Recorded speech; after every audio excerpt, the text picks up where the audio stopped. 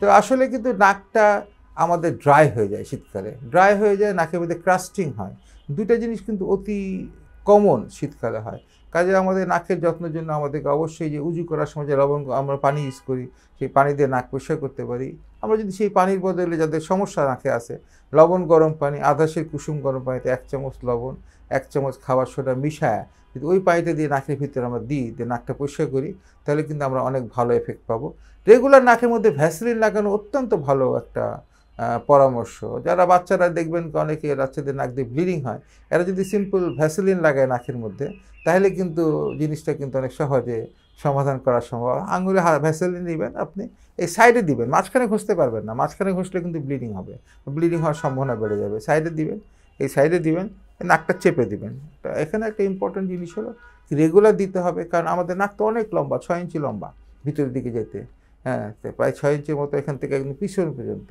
এই পুরো জায়গা আপনি সামনে লাগান আর দিনে একবার লাগান তো পিছনে যাবে না।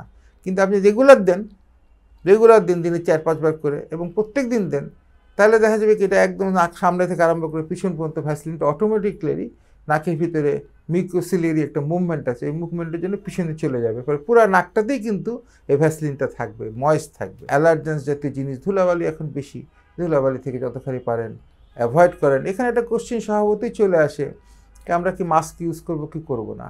মাস্ক ভালো, মাস্ক ভালো, আমরা তো করোনার সময় মাস্ক ইউজ করে অভ্যস্ত, মাস্ক ইউজ করেছি, দেখেছি মাস্কের ফজিলত দেখেছি, ফলাফল দেখেছি। কিন্তু এটাও সত্যি কথা, আমি সারাক্ষণ যদি মাস্ক পরে থাকি তো এই জায়গাটা গরম হয়ে যায়, এখানে অক্সিজেন স্যাচুরেশন কিন্তু ফল করে, কার্বন ডাইঅক্সাইড স্যাচুরেশন বেড়ে যায়, সেটাও কিন্তু ঠিক ভালো জিনিস না। সারাক্ষণ মাস্ক পরে থাকলেন, সেটাও খুব বুদ্ধিমানের মতো লক্ষণ না।